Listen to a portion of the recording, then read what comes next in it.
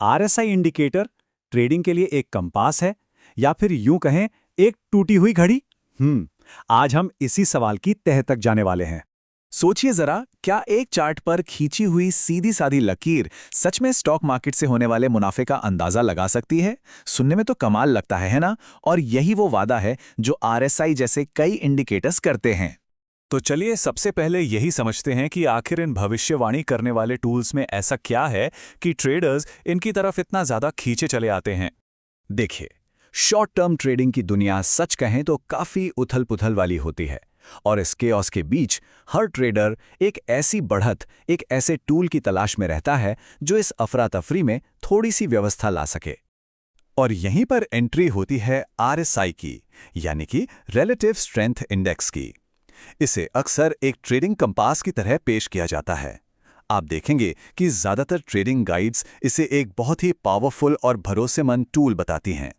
तो आखिर ये आरएसआई है क्या भला? देखिए, ये एक मोमेंटम ऑसिलेटर है जिसे 1978 में बनाया गया था। इसका काम है 0 से 100 के स्केल पर प्राइस मूवमेंट की स्पीड और उसमें हो रहे बदलाव को मापना। बिल्कुल आसान शब्दों में कहें तो ये बस ये बताता है कि कोई स्टॉक कितनी तेजी से खरीदा या बेचा जा रहा है। अब जरा इसकी सबसे पॉपुलर सेटिंग्स पर एक नज़र डालते हैं। आमतौर पर 15 मिनट के चार्ट पर 14 पीरियड का टाइम फ्रेम यूज होता है। अब इसमें जो 70 का लेवल है उसे ओवरबॉट माना जाता है, मतलब जरूरत से ज्यादा खरीदारी हो चुकी है और अब कीमत नीचे आ सकती है। और ठीक इसका उल्टा 30 का लेवल ओवरसोल्ड का सिग्नल है, यानी बहुत ज्यादा बिकवाली हो गई है और अब कीमत के बढ़ने की उम्मीद है। लेकिन रुकिए, बात यहीं खत्म नहीं होती। एक और एडवांस सिग्नल है जिसे कहते हैं आरएसआई डाइवर्जेंस।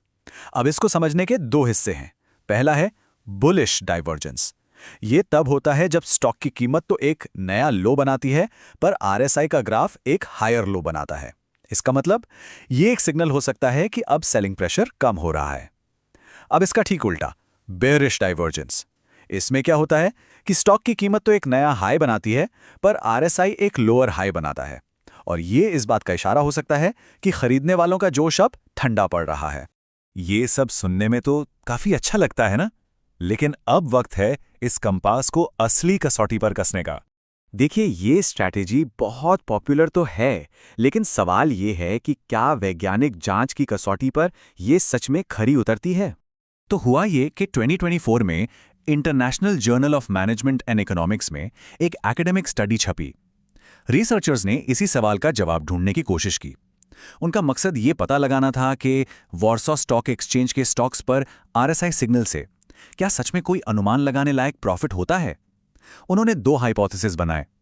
पहला, बाय सिग्नल से स्टैटिस्टिकली सिग्निफिकेंट पॉजिटिव रिटर्न मिलता है, और दूसरा, सेल सिग्नल से स्टैटिस्टिकली सिग्निफिकेंट नेगेटिव रिटर्न मिलता है। और यहीं से कहानी में एक बहुत ही हैरान कर देने वाला मोड़ आता है। रिसर्चर्स ने बहुत बारीकी से 75 बाय सिग्नल्स और 88 सेल सिग्नल्स को एनालाइज किया, और ये पक्का करने के लिए कि नतीजा सिर्फ आरएसआई के असर का हो, उन्होंने मार्केट की बाकी सभी खबरों को अपने एनालिसिस से पूरी तरह बाहर कर दिया। तो फिर नतीजा क्या निकला? 0%। जी हां, आपने सही सुना, 0। आरएसआई सिग्नल्स को फॉलो करने के बाद कोई भी स्टैटिस्टिकली सिग्निफिकेंट एबनॉर्मल रिटर्न नहीं मिला। और ये कोई हवाई बात नहीं है, ये बात सीधे स्टडी के कंक्लूजन से आती है। रिसर्चर्स ने साफ साफ लिखा कि रिसर्च के नतीजे ये नहीं बताते कि आरएसआई इंडिकेटर से मिले खरीदने या बेचने के सिग्नल से कोई भी स्टैटिस्टिकली सिग्निफिकेंट पॉजिटिव या नेगेटिव एबनॉर्मल रिटर्न मिलता है। तो फिर इसका मतलब क्या निकाला जाए?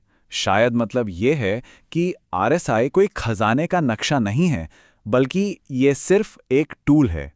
तो अब हमारे सामने आरएसआई की दो बिल्कुल अलग-अलग तस्वीरें हैं। एक तरफ हैं ट्रेडिंग गाइड्स जो कहती हैं कि आरएसआई भरोसेमंद एंट्री और एग्जिट सिग्नल देता है। वहीं दूसरी तरफ है एकेडमिक रिसर्च जो ये बताती है कि इसके सिग्नल से कोई खास मुनाफा तो हुआ नहीं। एक तरफ ये उम्मीद कि ओवरबॉट और ओवरसोल्ड लेवल से ट्रेंड रिवर्स होगा, और दूसरी तरफ ये सच्चाई कि मार्केट ने इन लेवल्स पर उम्मीद के मुताबिक कोई रिएक्शन दिया ही नहीं। तो यहाँ सबसे जरूरी बात क्या है जिसे हमें समझना है? पहली बात, ये एकेडमिक स्टडी एक खास मार्केट यानी वॉर्सो स्टॉक एक्सचेंज पर की गई थी।